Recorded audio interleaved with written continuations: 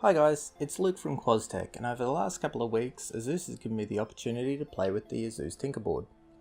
And today I'm going to give a little bit of a rundown and an IMO on this SBC with an OMG SoC.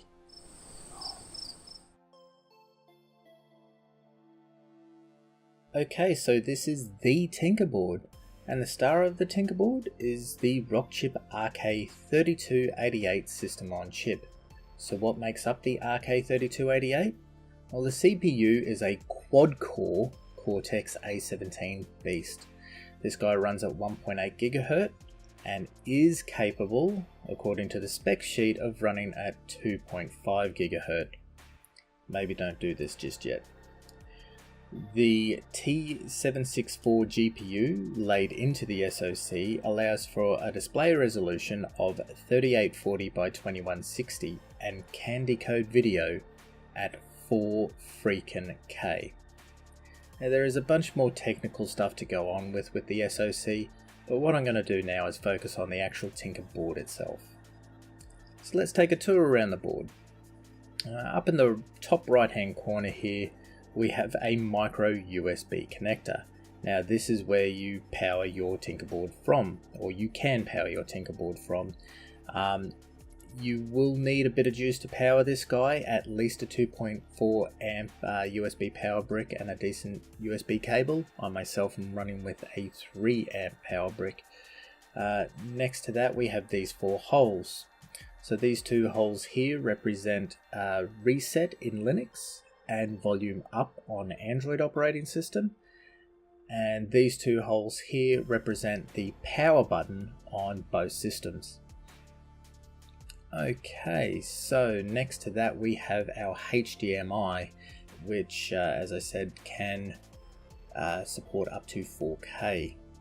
This guy here is called an MIPI CSI, allowing you to plug in a compatible camera directly into the board without using up one of the USB ports. Next is the audio jack. Working at 192K and 24-bit, it allows for both playback and recording. Now next to that we have our gigabit LAN port. In between here we have a SpeedIF contact.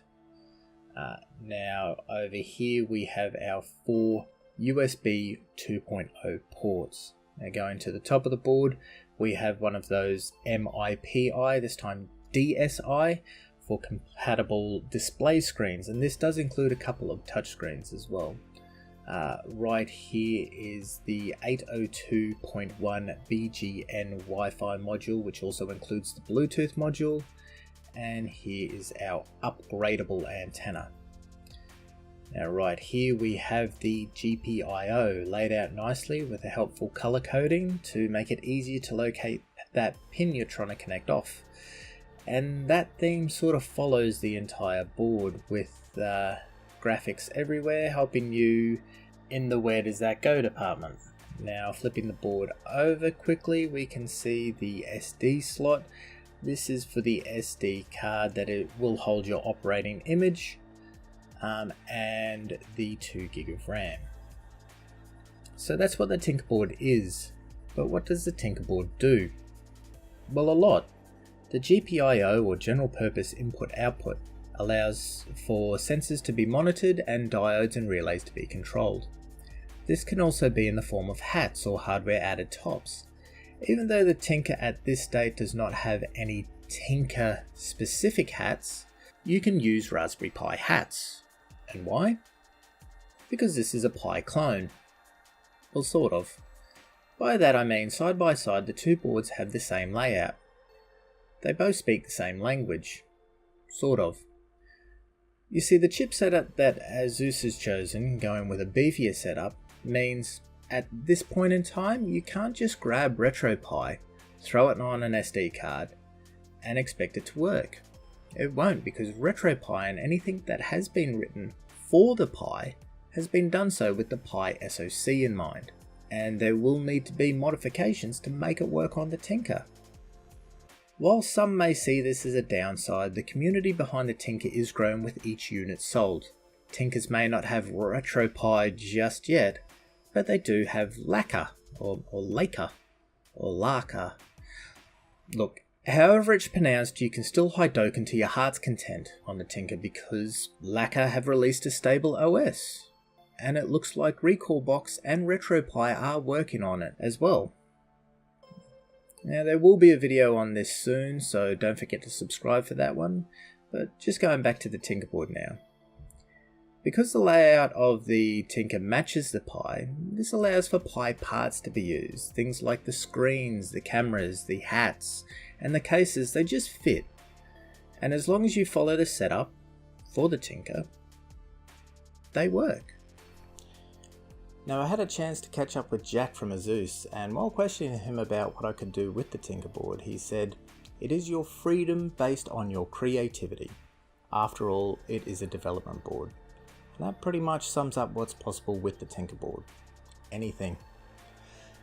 At this point I had to say I'm really impressed with what Asus has put out here, and to see what the community has done with it in the months since its launch just goes to show how exciting this SBC is. And I see a really bright future for the Tinkerboard as it sets a new standard as being a far more capable board.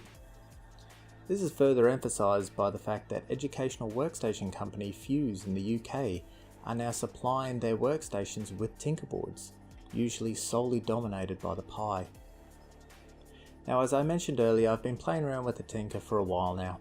I have a few projects I'd like to share with you all, so if you're interested in seeing an arcade machine made out of the Tinkerboard, a media player / server, how to use the GPIO pins, and many more, then please don't forget to subscribe. Now that's all I have for you today, but looking forward to seeing you in the next one. Bye!